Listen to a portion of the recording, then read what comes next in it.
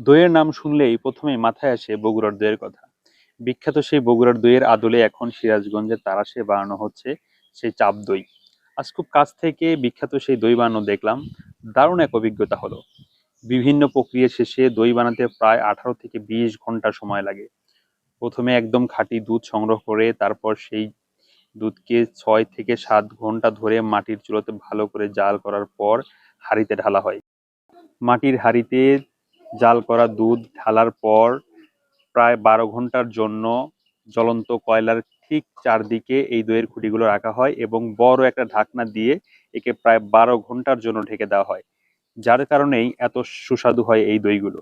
এই দইটা মূলত হচ্ছে বগুড়ার রেসিপি। বগুড়াতেই এইভাবে দই বানানো হয় এবং এই জন্যই সারা বাংলাদেশে এই ধরনের দই, এই প্রক্রিয়ায় যে দইগুলো বানানো হয়, এই দইগুলো এত বিখ্যাত। লম্বা একটা প্রক্রিয়া শেষ করে এই দইগুলো তৈরি হয়, যার কারণে এই দইগুলো এত সুস্বাদু। এই দই আপনি যদি খেতে চান তাহলে যোগাযোগ করতে পারেন ভাই ভাই মিষ্টান্ন ভান্ডারে।